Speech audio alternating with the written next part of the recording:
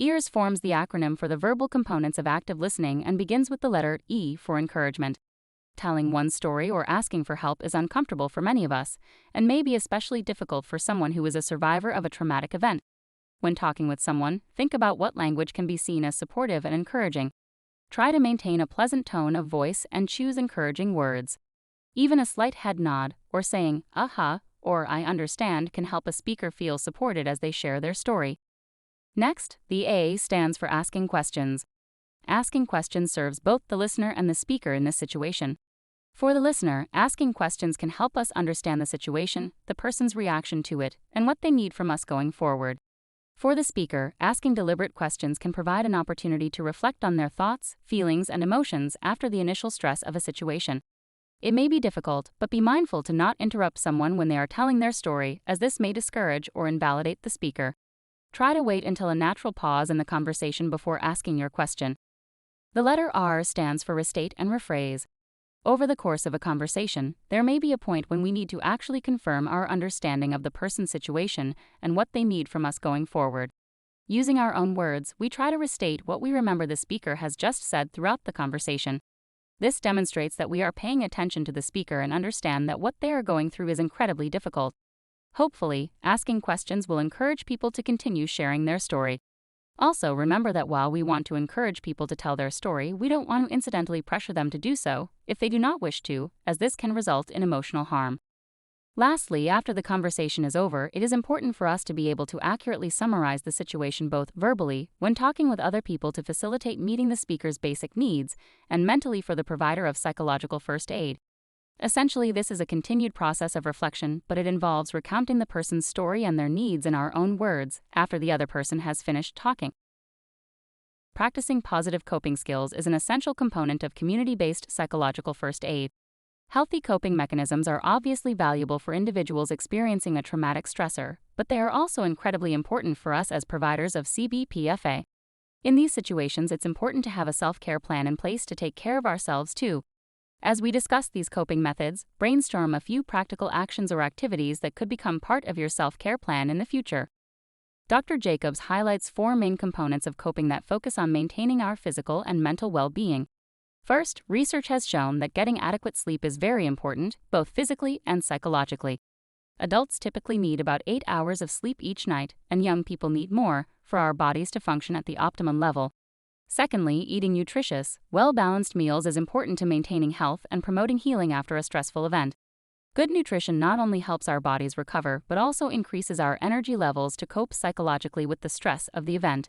Third, exercise, appropriate to one's age and physical condition, can help to reduce both physical and psychological tension, and can be a very valuable tool in the aftermath of a disaster or stressful situation. Lastly, the majority of psychological support comes from connecting with our family and friends.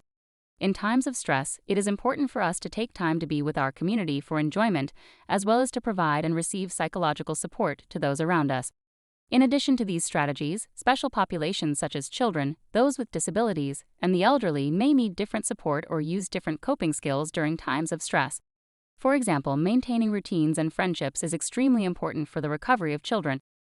While these coping strategies may seem very simple on paper, it can be difficult for our bodies to do even simple things when we are experiencing significant stress.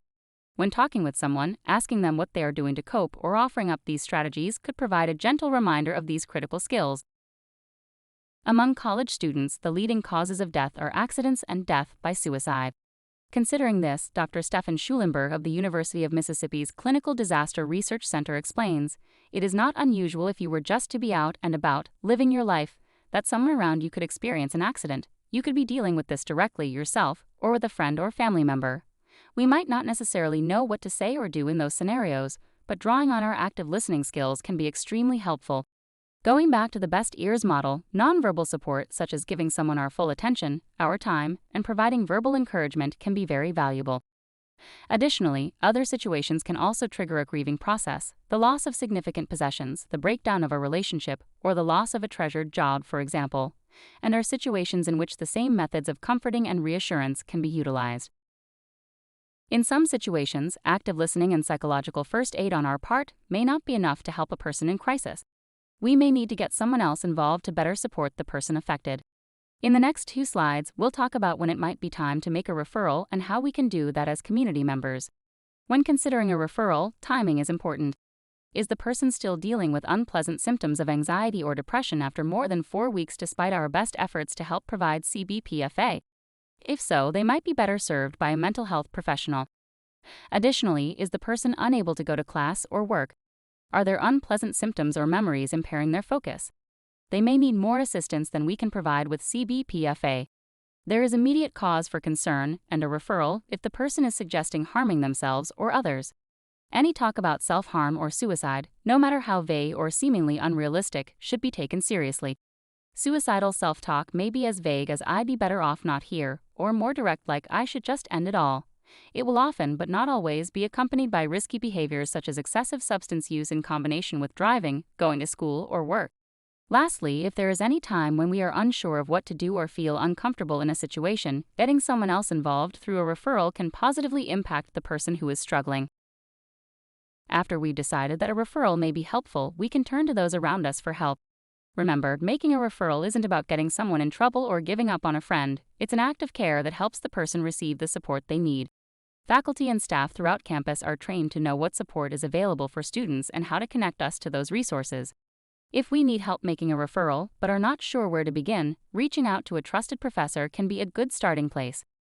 Additionally, anyone we might know who works in mental health care in particular is a great resource. Even if they don't know the person affected directly, they will still know what next steps to take to support both you and the individual affected. Other health professionals, such as our primary care doctors, pharmacists, or urgent care providers, will also know to connect us with resources in our community. It may also be easier for us to turn to spiritual or community leaders we trust to help navigate the situation and referral process. Suicidal self-talk or threatening harmful behavior cannot be underestimated. If someone is actively talking about these behaviors, we must get emergency services involved by calling 911. Remember, when in doubt, get help. Thank you for participating in this brief workshop outlining community-based psychological first aid. We hope the information provided will help you feel more prepared to provide support to yourself and those around you during stressful times. Everyone can use these active listening and coping skills to be a helper in times of stress.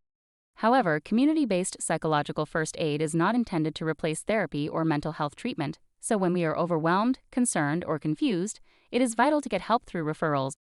This video will automatically proceed to a series of review questions asking about the CBPFA workshop.